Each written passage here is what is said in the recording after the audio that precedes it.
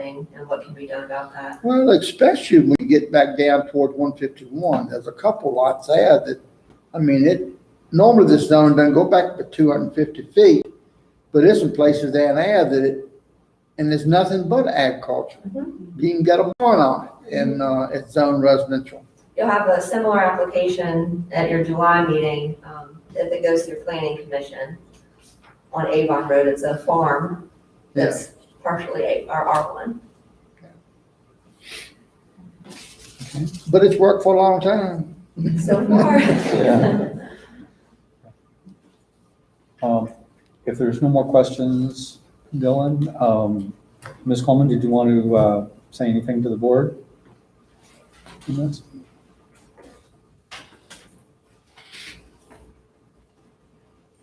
Give your name and address. Sure.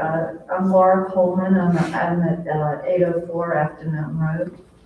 And this all came about for me because my mother wants to come live on my property. And she's 83 and ready to move. So got into the zoning issue and I was confused. And so I started calling people and, you know, found the solution, I hope, which is to rezone it all to A1. So I think everything's in the application. Okay. Yeah. Any questions for me? Thank you. All right, thank you.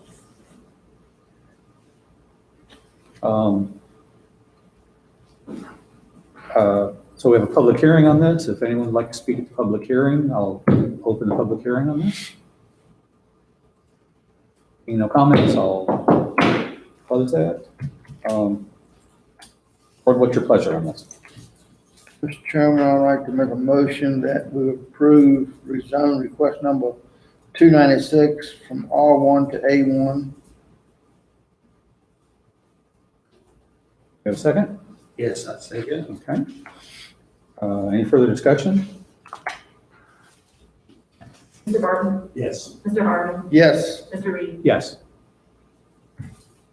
Done. Thank you. Okay. Next up, we have rezoning number 297, designation of B1 zoning. All right. This property is not currently zoned.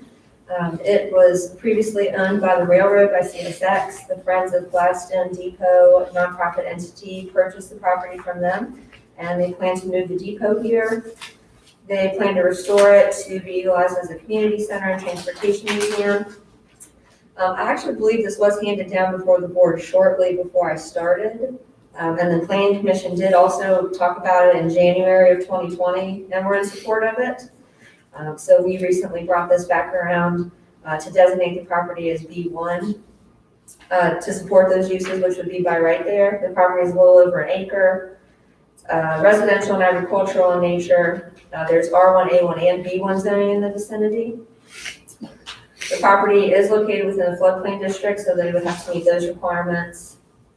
Proposed to be accessed from Gladstone Road. The entrance will comply with VDOT standards, as is typical, and parking will comply with county requirements. Comments from the service authority indicate the existing water and sewer service laterals are available for future connections. And similarly, there are no proffers. And also at their meeting, Planning Commission voted 5-0 to recommend approval of the request. Okay.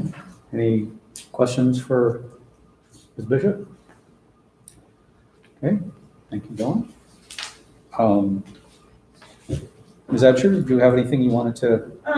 No, we're just, I'm working with Massey Saunders on getting the VDOT requirements and get their approval. So other than that, everything's kind of looking up. So Okay. appreciate your time. Thank you. Thank you.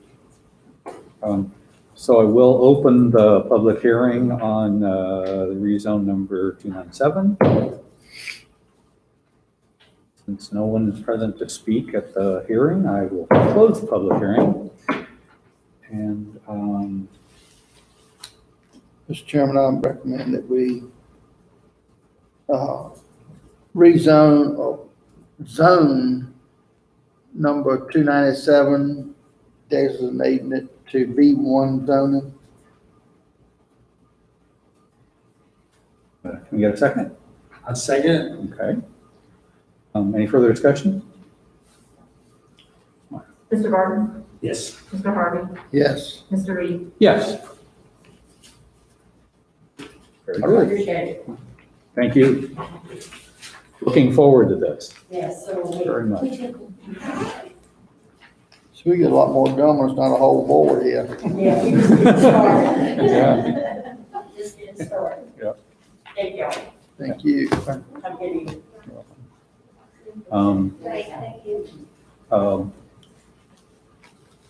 So getting back to the order of the agenda, the amendment to the Code of Nelson, Chapter 3 on animals. Mr. Carson.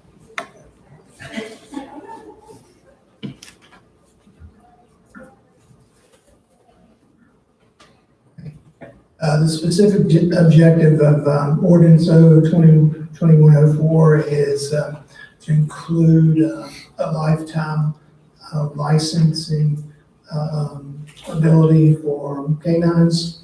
County attorney has provided input on that, and the ordinance includes that provision. And at present, still maintains an annual license and other provisions for kennels, subject to the board's final consideration of this ordinance. The maximum, the ordinance is drafted also shows the maximum allowed by state law, so the board could also improve the ordinance, move from the current fees to the maximum fees if you so decided. There was discussion about Mr. Payne, County Attorney, his opinion was that the ordinance still needed to maintain the annual requirement or the annual licensing in addition to the lifetime fee. There was some discussion about that. The treasurer offered 5 examples from other localities who eliminated the annual fee, but that's subject to the board's consideration. I think if I may, just have the public hearing tonight and carry this forward to the July meeting for everyone's consideration is what the staff recommends. Okay. Yeah, certainly can take questions. Thank you. Any questions for Mr. Carter? Thank you. I will open the public hearing. And I will close the public hearing.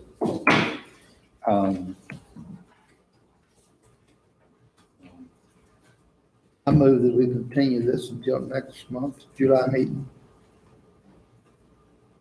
I second that motion. Okay. Any discussion on the draft that we have here? We'll cover that over. A motion and a second? Mr. Barton, Yes. Mr. Harvey, Yes. Mr. Reed. Yes.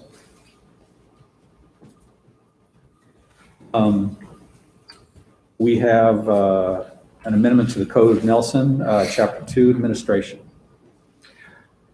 Right, this would add Article 7 to Chapter 2 of the County Code, as Mr. Reed noted. It provides specific provisions pertinent to the Department of Recreation, and one of the primary considerations is the establishment of fees and other costs the department would develop that would then be subject to approval by resolution of the board. As I noted, I think last month in discussing this with the board, the specific intent is to allow the flexibility of the fees to be amended by resolution instead of having to change such fees by public hearing and ordinance. The board could decide if you wanted to go to public hearing and change the ordinance by that means, you could, but it's noted this provides the flexibility of revising fees based on resolution approved by the board. So the original draft just had the department establishing the fees once the ordinance was adopted, and I was specifically uncomfortable with that. As I noted in May, the solid waste ordinance has a similar provision that allows fees to be established by the board by resolution. So that's one of the specific intents. And additionally, Ms. Richardson is working on the fee schedule, and I've advised her that there's really no rush. We need to make it as appropriate as possible, once the ordinance is actually hopefully approved. This too could be carried forward if the board's, so inclined. Or of course be acted on tonight. And then we would bring the fees back at a subsequent meeting once they're completed for the board's review and hopefully approval consideration. We would send you the fees way in advance of the meeting. Any questions? Having no questions, We talked about this before, right? we have. I think we did discuss it with full board here in the past, so. I didn't say anything but objecting. There were no objections. Makes sense, we'll do it. Yeah, We're I think, certainly comfortable with moving forward with it. I think it's appropriate to move forward with it. So we of course need a motion one way or the I'll other. make a motion, we approve of amendment to the code. Thank you. Need to open the public hearing, thank you. Sorry, I'll open the public hearing. Right, that was me. Thank you, Grace. Since no one's present to speak at the public hearing, I will close the public hearing. Thank you. Where'd you get? But Now, I make a motion that we approve of the amendment to the code.